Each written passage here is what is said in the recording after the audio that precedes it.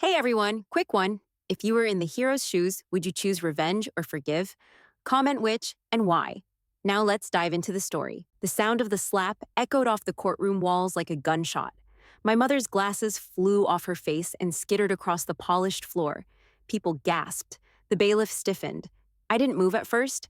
I just stared at her, my mom, standing there frozen, one hand pressed against her cheek like she couldn't believe what just happened. My name's Anna. I'm 28. I live in Modesto, California. I run security for a mid-sized corporate firm. But today, I took off work and sat in that courtroom wearing my company-issued cap and uniform, not just as her daughter, but as someone who came prepared. Quick note before we keep going. Before listening, share which city or country you're watching from. He didn't even try to apologize. My stepfather just stood there, chest puffed, like he thought the judge would nod and tell him he was right to do it, that it was fine to hit a woman he'd been trying to erase out of a business she built with her own damn hands. Instead, the courtroom went dead silent. I stood up slowly, pulled the cap from my head, and stepped forward. My voice didn't shake. Your Honor, I have additional documents you need to review. Final pages sealed, as required. The judge leaned forward. Approach. As I handed him the folder, I looked back at my stepfather. His face had gone pale. He recognized the color of the file.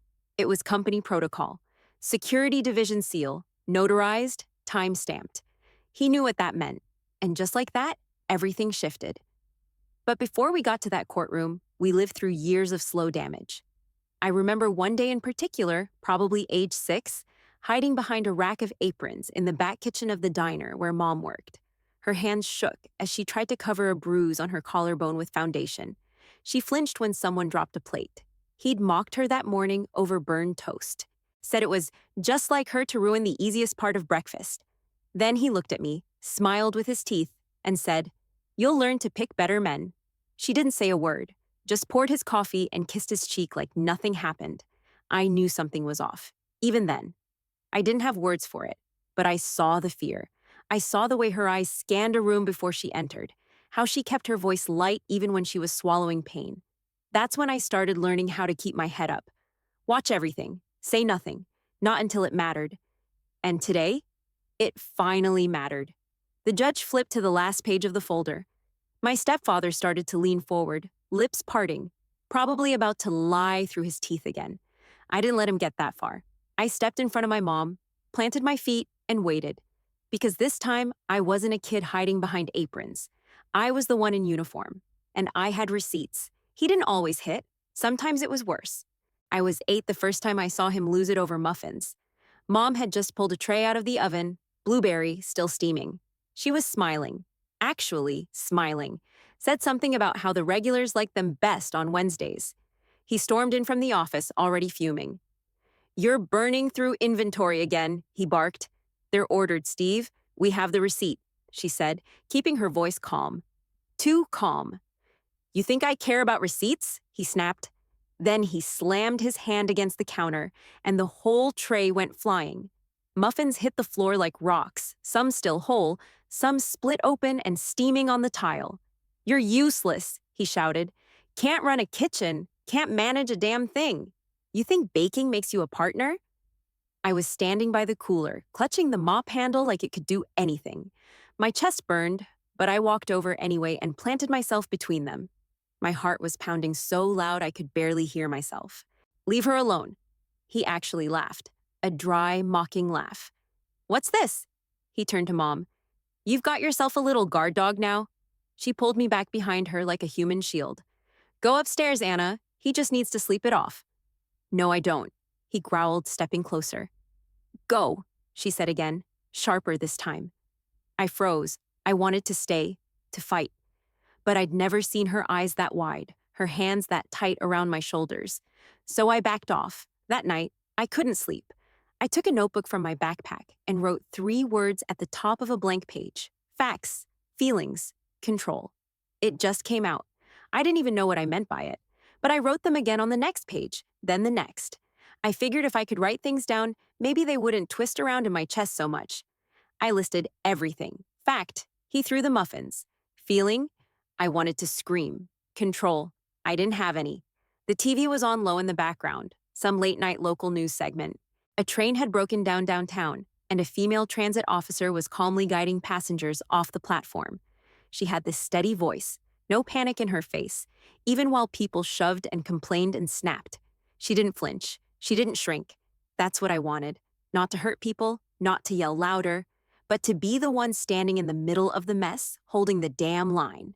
The next morning over breakfast, cereal, no milk, I told Mom. I want to be a security officer when I grow up. She blinked like I'd just said I wanted to become an astronaut. Why? I hesitated. Because I want to protect people. I want to keep stuff from happening. Her eyes dropped to the table.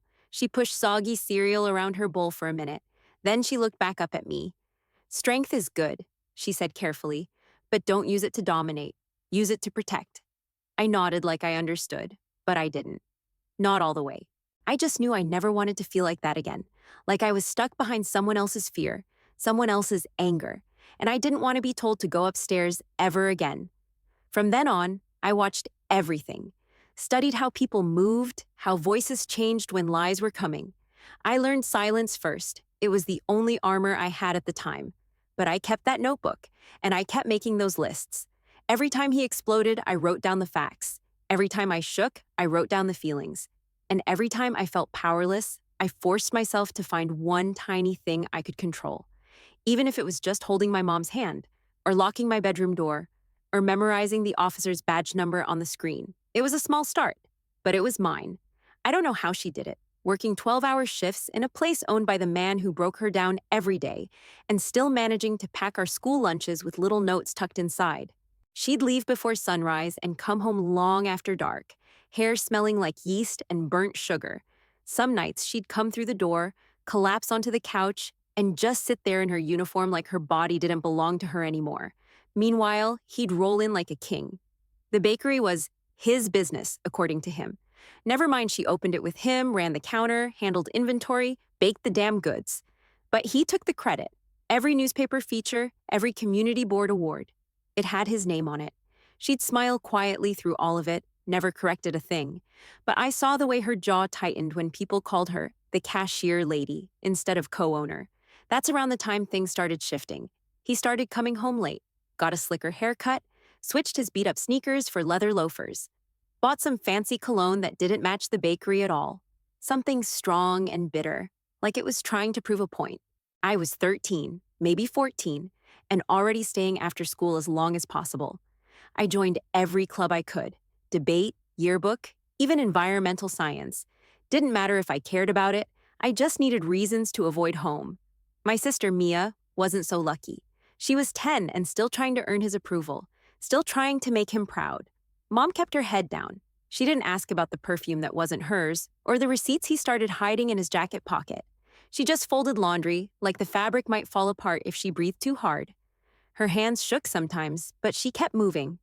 One night, we sat down for dinner, boxed mac and cheese and frozen peas. It was all we could afford that week.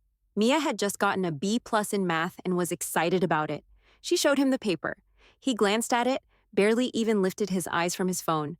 That's a waste of tuition if I've ever seen one. The words hit the table like glass shattering. Mia froze. I gripped my fork so tight it nearly bent. But Mom, God, she leaned over, pulled Mia close, and said with a voice that didn't shake, "You are not worthless." Dead center of the table, right in front of him. His jaw tightened. He didn't say a word. Mia blinked fast, trying not to cry. She nodded into Mom's shoulder. That moment burned into me harder than any blow he'd ever thrown. She didn't raise her voice, didn't fight back with fists or threats, just 4 words, said like a shield locking into place. And it worked. For that second, it actually worked. He stood up without finishing his plate and went upstairs. We sat there, just the 3 of us, eating in silence. Small wars, quiet shields. That was how she fought. And even if she never admitted it, I saw her. Every sacrifice, every bruise, every time she bit her tongue and handed over credit to a man who deserved nothing. I saw her, and I never forgot. I used to count the days she didn't eat. Not the ones she said she wasn't hungry, the real ones, where she'd scrape the pan clean and forget to save herself a plate. She'd say, "I had something earlier," while her stomach growled like an empty room. I saw every skipped meal, every fresh bruise hidden under long sleeves in summer. I saw her defend us with nothing but tired arms and shaky breath. I saw how she never let him talk down to us without stepping between, even when it meant taking the hit herself. That kind of strength doesn't come from muscle. It comes from being cornered so many times you stop flinching. I was 12 the first time I asked her flat out, "Why don't you just leave him?" She was folding towels on the couch, the TV on mute. She didn't even blink. "Because leaving isn't free," she said. I waited. That's all she gave me. "It's not about the money, is it?" I asked. Her mouth pulled tight. "It's always about the money. But it's also the house, the roof. This place." She looked around the living room like it was something she was afraid to touch. "You girls need somewhere steady." I didn't get it then. I thought strong people just left. They walked away, slammed doors, packed bags. But she wasn't weak. She was stuck, and somehow she still held the damn roof up over our heads like it was her job to carry the beams herself. I kept my head down and worked. Honor roll every semester, summer internships, clubs stacked like armor. I had no time for parties, no interest in dating. All I wanted was to get out. The day I graduated high school, she was in the stands, front row. She held a bouquet of gas station roses wrapped in wet paper towels. Her eyes were red, but her smile didn't crack once. He didn't show. Of course he didn't. I scanned the crowd and only looked for her. After the ceremony, she hugged me so tight I couldn't breathe. Her fingers smelled like yeast and bleach and cheap shampoo, but I didn't care. That night, after we ate cheap burgers in the car and dropped off Mia at a friend's house, I told her my plan. "I'm applying to the corporate security training program." She paused mid-sip of her Coke. "The one out in Sacramento?" I nodded. "It's certified. Full program. I'll be licensed in under a year." She set the cup down. Her hands trembled like they always did when emotions got too close. "You're sure?" "Yeah." I looked her straight in the eye. "I want to do it. I want to be good at it." She didn't try to stop me. Didn't say I was too young or too angry or too naive. But she said this: "Promise me something." "Okay. Don't use strength to hurt. Use it to protect." I thought about all the nights I dreamed of grabbing his wrist mid-swing, of dragging him out of the house and locking the door behind him, of screaming back louder than he ever could. "I promise," I said, but deep down, I wasn't sure if I could keep it. Because sometimes, healing doesn't happen with patience and grace. Sometimes it needs fire, and I had plenty. When I looked at my mom, still sitting there in her uniform, smelling like flour and burned coffee, I knew I wasn't just doing this for me. She held the house. She held the history. But someone had to hold the future. I was ready. I got home late Sunday night, duffel bag still slung over my shoulder, boots dusty from the retreat. The training week had been brutal. 40-plus hours of field drills, tactical prep, report writing, and crisis simulations. I was dead tired, but something in my gut went tight the second I walked through the front door. They were in the kitchen. He was standing by the table, paperwork spread out like a trap. She was sitting, back hunched, fingers wrapped around a pen she hadn't used yet. "Just sign it," he was saying. "It's a courtesy, not a negotiation." Her voice was barely there. "We built it together. You baked. I paid the rent, bought the damn ovens, handled the books. You're just a tired cashier with no stake in anything." I dropped my bag hard on the floor. "Get your hand off the table." He turned, startled, then grinned. "Look who's back. The bodyguard." I stepped forward. "Don't talk to her like that." He leaned on the chair back like he owned the whole house. "What are you gonna do, kid? Lecture me about professionalism?" "No," I said, keeping my voice flat. "I'm gonna remind you who the hell I am." He snorted. "You're still just a kid. You think a badge and a few push-ups makes you dangerous? I don't need to be dangerous. I just need to be thorough." I pointed to the papers. "And you'd be real stupid to keep pushing this." My mom stood up slowly, trembling but not crumbling. She looked at me, then at him. "I'm not signing anything." He stared at her like she'd spat in his face. "Fine," he said through clenched teeth. "Let's see how far you get without me." He stormed out. The door slammed hard enough to rattle the frame. She sank back into the chair like all the strength she had left evaporated. I sat across from her and didn't say anything at first. Just let the silence settle. "I don't know what he's trying to pull," she finally said. "He's got files I've never seen, numbers I don't understand. He's rewriting the whole business like I was never part of it." My jaw clenched. "Then we get ahead of him." Her eyes met mine. How? I'm not coming at him as your daughter anymore, I said. I'm coming as a security officer. She blinked, confused. Workplace abuse, intimidation, financial manipulation. That's not just family drama. That's a pattern. And I know how to document patterns. She shook her head like she didn't want to believe it, like calling it what it was made it too real. I leaned in. I'm going to gather every payroll record, every vendor receipt, every invoice. If he's been siphoning money, cooking numbers, or blackmailing you into silence, we'll prove it. Her hands went to her lap. What if it's not enough? It will be. I looked her dead in the eye. He thinks you're scared. He thinks I'm just angry. He has no idea how prepared I actually am. That night, I stayed up sorting through old boxes in the garage, bank statements, delivery slips, old injury logs from the bakery. He'd gotten sloppy over the years, too cocky to hide the paper trail. I pulled out a yellow notepad and started a fresh log. Facts, feelings, control. Same 3 words. But this time, I wasn't a kid with a notebook. I was a licensed protection officer with enough training and instinct to bury him with his own documentation. He'd tried to erase her from her own business, tried to flip the whole damn history upside down. He thought silence was consent. He was wrong. 2 weeks later, I walked into the bakery and damn near walked right back out. She was standing behind the counter like she belonged there. Tight jeans, sharp nails, chewing gum like she was waiting to be interviewed for a reality show. Blonde, fake blonde, red lipstick too loud for a kitchen, and my stepfather grinning beside her like he'd just won the lottery. This, he announced loud enough for the staff to hear over the mixer, is Valerie. She'll be helping with some changes around here. Business ownership is shifting soon, so we're getting ahead of the transition. Nobody clapped. Nobody said a word. Mom was behind the register, frozen. Her hand hovered over the receipt printer like she forgot what it was. The regulars at the tables looked at her, then at him, then looked away. Valerie leaned on the glass display and popped her gum. Place needs a woman's touch, don't you think? She said, then looked right at my mom. No offense, you do your part. But someone's got to actually manage things. One of the bakers coughed and muttered something under his breath. I recognized the look in his eyes, disgust and fear, mixed in one tight stare. My mom said nothing. She just turned back to the drawer, hands trembling. Then Mia burst through the kitchen door, wearing her apron and holding a tray of cupcakes. She stopped dead, eyes bouncing from Valerie to our stepfather to our mother. He had the nerve to say, Mia, say hi to our new partner. Mia blinked, looked at Mom again, and then bolted. Tray still in her hands. Cupcakes hit the floor like cannonballs as she shoved past a table and ran out the door. Jesus, Valerie said, snorting. Dramatic much. I didn't move. I wanted to say something, anything. But my mother locked eyes with me just long enough to make her message clear. Not here, not yet. So I walked out. We found Mia in the backyard later, curled up in a blanket in the shed, eyes red and face blotchy. Mom sat with her for an hour. Didn't say much. Just held her. That night, after Mia went to bed, I came into the kitchen and found my mother on the floor. She wasn't even crying loud. Just that silent, choking kind of grief that made her shoulders jump like she was freezing.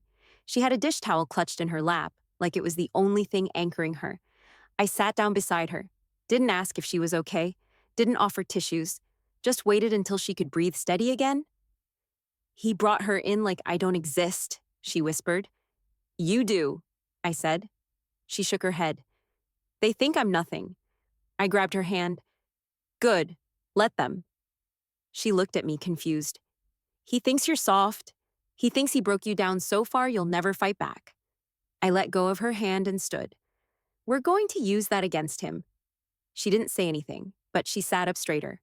I pulled out my laptop, set it on the table, and started typing. I want names. Anyone who's seen him yell at you in front of staff, anyone he's threatened, bullied, fired for speaking up. I don't want to drag them into it, she murmured. He already did. I didn't look up. He dragged all of us in the second he brought her to the register. She slowly got to her feet and went to the cabinet for tea. Her hands still shook, but there was something else in them now. A steadiness coming back. A spark. I opened the folder I'd been building, labeled Internal Abuse, Bakery, and added 2 more tabs. Financial anomalies, witness statements. I printed copies of every outdated injury log, every delivery invoice with double charges, every equipment purchase he claimed as his own. I flagged inconsistencies. I wrote statements. I cross-referenced payroll dates with public filings. He thought she'd crumble. He thought silence meant surrender. He had no idea we were just getting started. The courtroom smelled like sweat and floor polish. Wood paneling, too many folding chairs, and the hum of tension you could feel in your chest. He walked in first, pressed suit, slicked back hair, smug smile like he already won. Valerie followed 2 steps behind, heels clicking like punctuation. She wore all white, like this was a wedding, not a war. I sat beside my mother at the petitioner's table. She looked small in that stiff navy blouse she picked out for court. Her hands twisted a tissue until it shredded. The clerk called the case. Everyone stood. The judge entered, glasses low on his nose. Already irritated, my stepfather jumped right into his performance. Your Honor, my wife, he gestured without even glancing our way, has never contributed anything financially or structurally to the bakery. She was employed there, cashier duties, that's all. He held up a thick packet of his own, waved it like it was holy scripture. I've provided records of ownership, expenses, tax filings, all in my name. The business is mine. The judge nodded slowly. We'll review the documents after testimony. Mrs. Renshaw, would you like to respond? My mom started to speak, but her throat caught. She opened her mouth twice before anything came out. I just want peace, she said finally, barely above a whisper.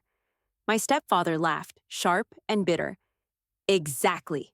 She turned toward him slightly, hesitation clear on her face. Then he did it, so fast even the bailiff missed it. He reached over and slapped her, hard. The sound cracked through the courtroom, gasps. A chair scraped. The clerk stood halfway up. My mother stumbled back into her seat, one hand to her face, eyes wide and wet. I stood immediately, no hesitation, pulled off my security cap and stepped forward. Your Honor, I said clearly, calmly, please check the last page of the packet just delivered this morning. The envelope marked supplemental evidence. The judge looked up. By whom? By me, I said. A certified security officer for Lion Protective Services. The clerk brought the folder to the bench. The judge peeled it open, slid out the sealed envelope, and started scanning. I watched my stepfather's face change. His smirk faded. He leaned forward like he wanted to see it for himself. Too late. The judge set the top page aside, then held up a photo. This appears to be an image of a contusion on the left forearm. Time-stamped, I said. Dated. Matched with a logged bakery injury report filed under her name and signed by staff. The judge looked to my mother. Is this true? She nodded slowly. Yes. The judge flipped again. Financial anomalies, withdrawal patterns, unreported cash transfers to personal accounts. All traced back to him, I said, with staff statements verifying intimidation and threats. All signed. 3 former employees and 2 current. Valerie stood up. This is completely out of context. None of that proves anything. The judge raised a hand. Sit down, ma'am. You'll speak when called. She sat, seething. My stepfather finally opened his mouth. This is a setup. She's coaching her. That evidence is probably fake? It's not, I said. And your wife didn't submit it. I did, independently, as part of a legal workplace abuse report, fully compliant with state reporting guidelines. The judge looked down again. Quiet filled the courtroom like pressure building in a pipe. Then he spoke. Court will recess for 30 minutes while I review this material. Do not leave the premises. Mr. Renshaw, your behavior today has been noted and will factor into my decision regarding asset division and safety recommendations. The gavel hit. The room erupted. I didn't turn to look at him. I turned to my mother. She was still holding her cheek, eyes glassy. But for the first time in years, she was looking at me. Not like I was her daughter. Like I was her shield. The moment the judge lifted the second page, the courtroom cracked open.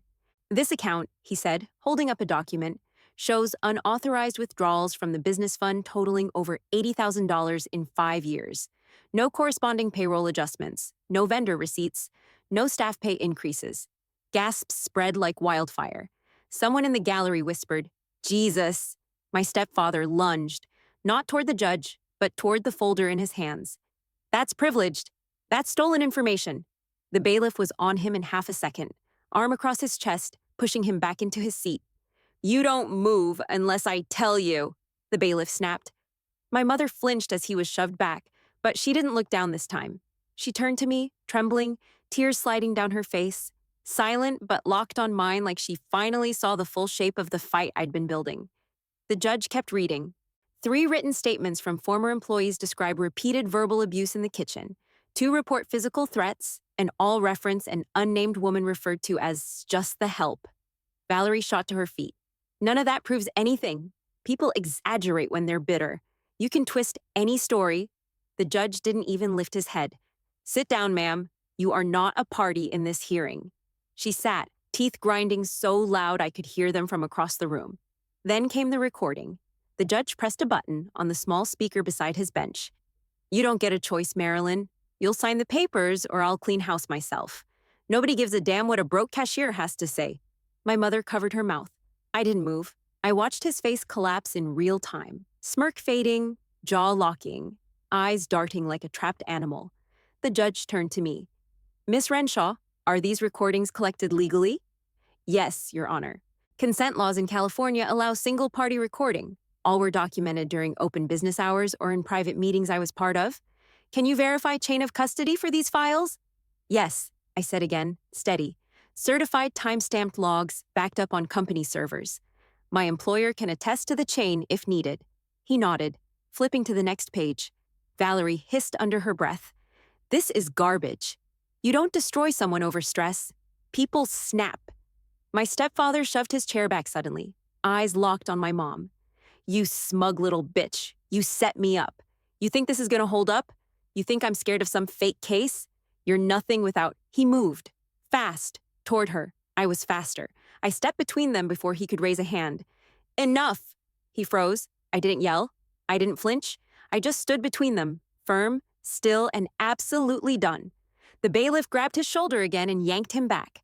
My mom's hand grazed my back, light, barely there. I didn't turn. I held the line. The judge slammed his gavel once. Court will come to order. Mr. Renshaw, another outburst like that, and you'll be removed from the building in restraints. Then he looked directly at my mother. Ma'am, do you wish to pursue a protective order? She hesitated. I turned to her. Say yes. She swallowed, then nodded. Yes. So ordered, the judge said. Restraining order approved. Immediate effect. Mr. Renshaw is barred from approaching the petitioner, her home, place of employment, or family members within 100 yards. Valerie jumped up again. What about the business? This is his... He cut her off.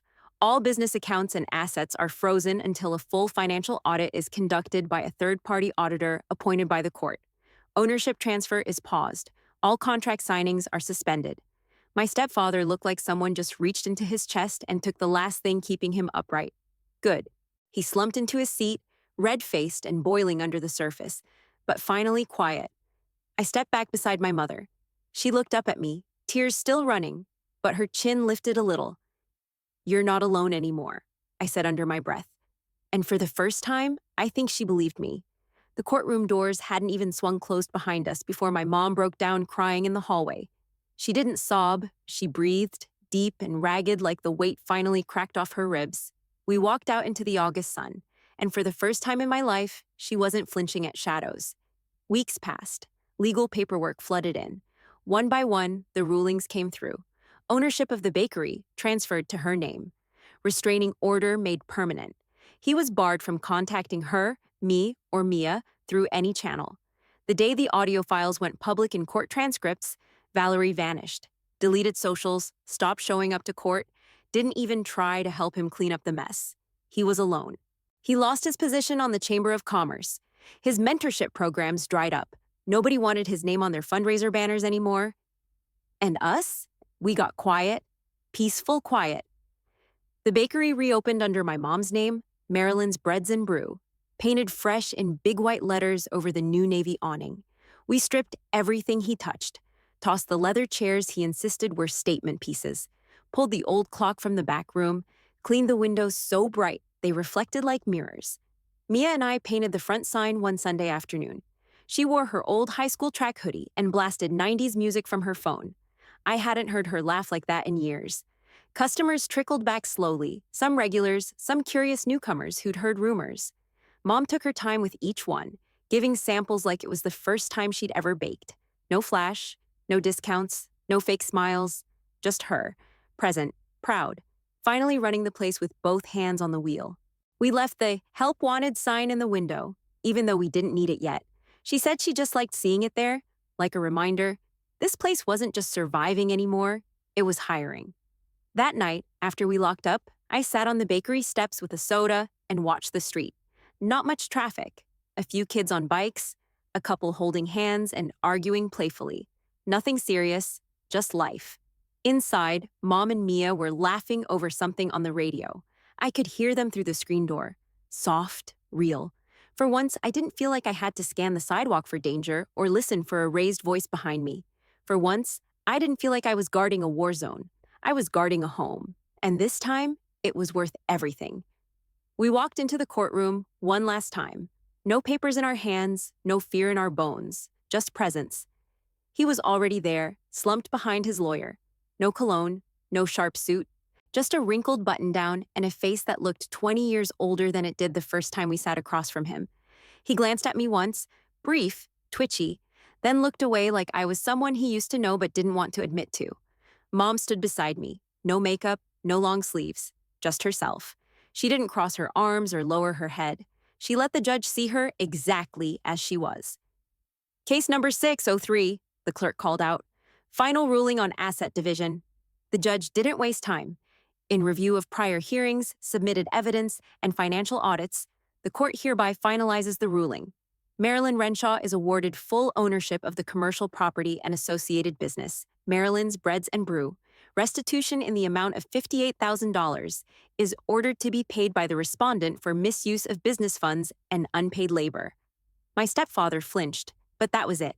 No shouting, no threats. Just a man who finally ran out of people to intimidate. The gavel hit. That was it. We walked out without looking back. No crowd, no reporters, just us. In the hallway, my mom let out a slow breath like it had been stuck in her chest for a decade. She looked over at me. "I never thought I'd see this day," she said. I nodded. "You earned it."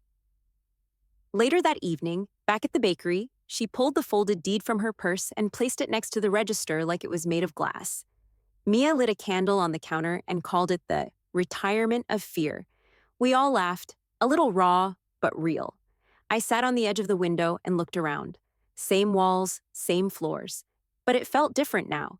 She'd made it through, not by yelling louder, not by swinging back. Endurance wasn't weakness, it was fuel. And the strength that saved us didn't come with rage, it came with standing.